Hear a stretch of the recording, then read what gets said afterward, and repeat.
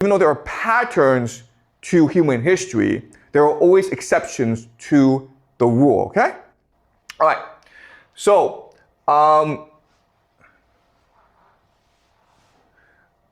over time, the empire breaks down, okay? Why? Because you have a hierarchy in place, okay, a hierarchy, a bureaucracy. The people are at the bottom. And if you are a person in an empire, your life sucks, okay? It really sucks because you're essentially a slave. Why? Well, first of all, the empire goes to war a lot in order to protect its advantages, okay? So they can at any time just take you to war and you get killed, okay? Second is the problem of debt. It's very easy if you are a peasant to fall in debt. You owe rent to a landlord, then you have to sell your children, okay? So debt really sucks. And the last problem is immobility, which just means that you're just stuck where you are, okay? So the people in the empire, their lives suck, but they're stuck where they are because of war, debt, and immobility. And as we discussed last class, the bureaucracy will develop a methodology in order to justify why they are like this. Okay? But at the very top, it's actually even more problematic because what happens is at the top, you will eventually have a problem of elite overproduction. Okay? Elite overproduction just means that there are only a few limited spots for the elite, and the elite have too many children. And therefore, they fight, okay? They break up into different factions. And each faction competes against each other for the right to be the elite. And because of this conflict at the very top, you usually have three results, okay? The first result is revolution, where one elite tells the people to overthrow everyone else, okay? So remember, what's really important to understand is the people do not create the revolution. The people themselves do not rebel. It's always one faction of the elite working with the people to overthrow the other factions, okay? That's what a revolution is. Second possibility is civil war, okay? Where the factions have different armies and they fight. And the third possibility is just they go to war with the empire, okay?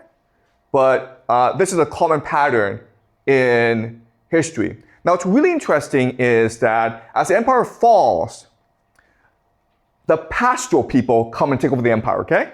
The steppe people, or the pastoralists.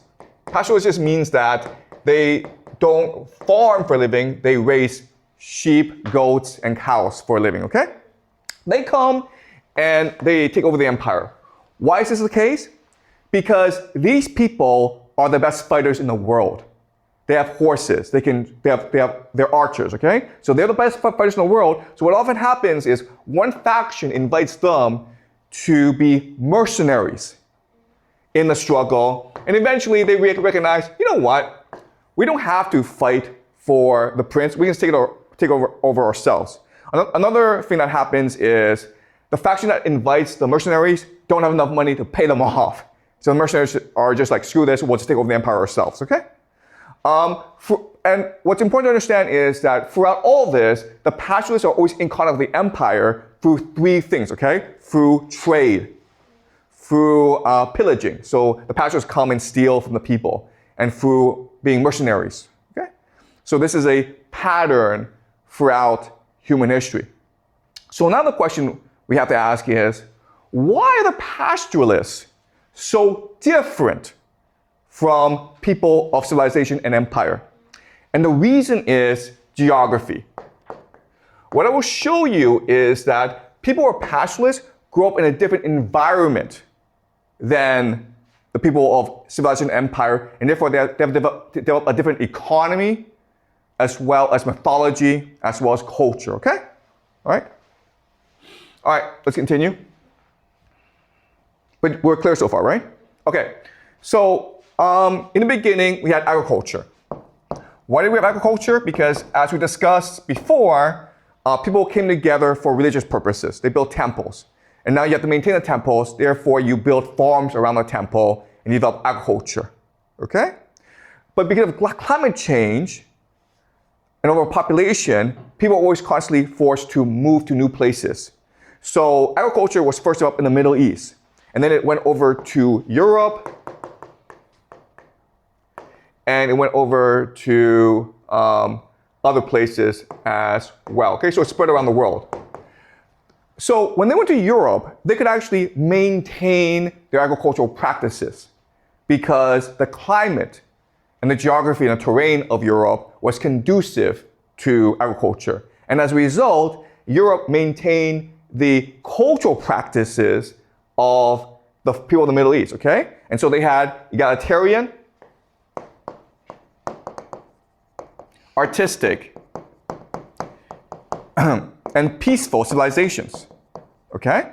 So why they were peaceful is that, first of all, women were in control. Okay, remember, it's the most natural thing to have women be part of the political class, okay? So women were in charge.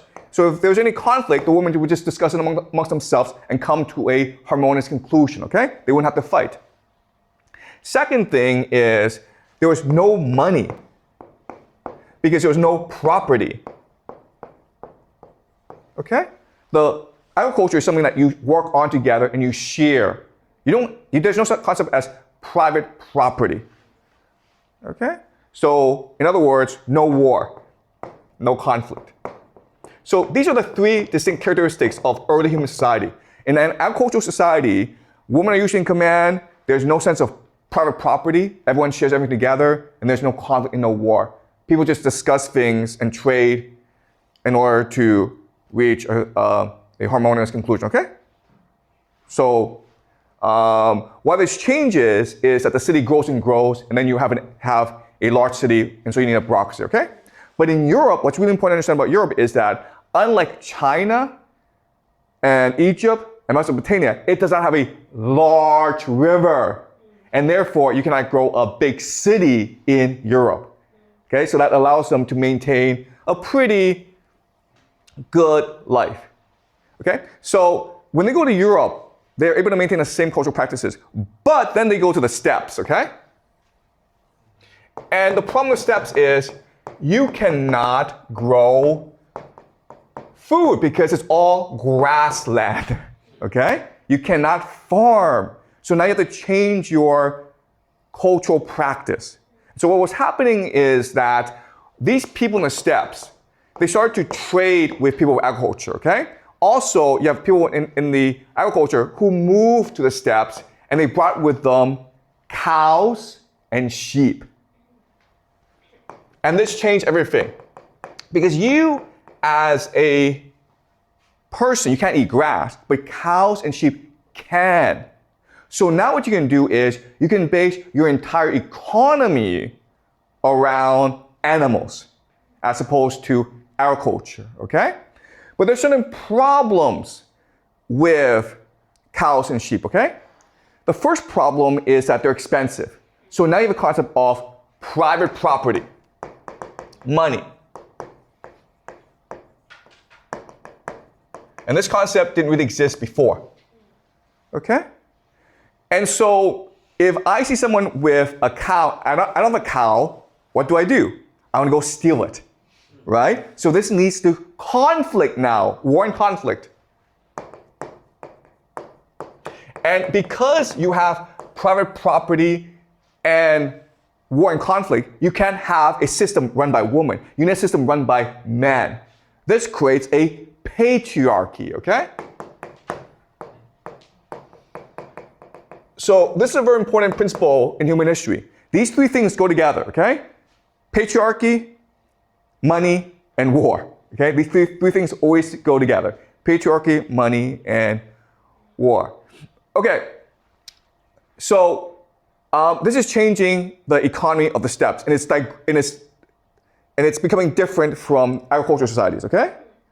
And so now they need innovations in order to deal with a new economy, okay? So let's go over some of their major innovations. The first major innovation that's very important is the idea of lactose tolerance.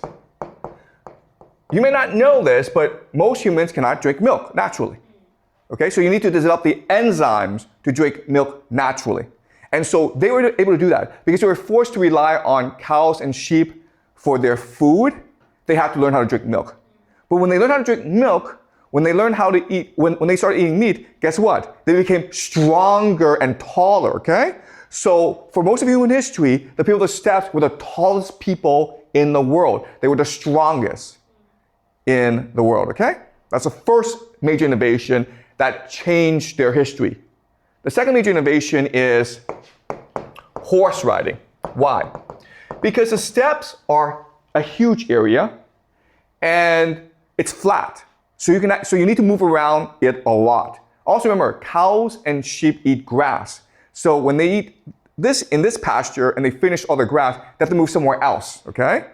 So the only way to protect your cows and sheep from other people is to be mobile. And so they learn how to domesticate horses, okay? Which is a major innovation and it took a long time. And you can imagine how hard that is to do because if horses see you, what do? They run away. So how do you train a horse to not run away and let the horse ride you? Well, it takes a lot of effort. But because they had to do it, they managed to do it, okay? And so with the horse riding, now you can have another invention, which is the wheel and the wagon. Wheel and wagon. Now you can put all your stuff in a wagon and move from camp to camp.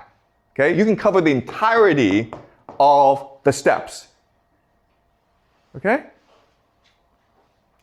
Does that make sense? Yes. Okay? And because of these three major innovations, you now have a different culture. Okay? So let's go over what makes their culture distinctive from other places. Okay? The first is the idea of patriarchy, where men are in control. And the reason why they're in control is because in the steppes, war is a constant thing, okay? So the culture becomes very masculine, very aggressive. It rewards aggression. It rewards courage, okay?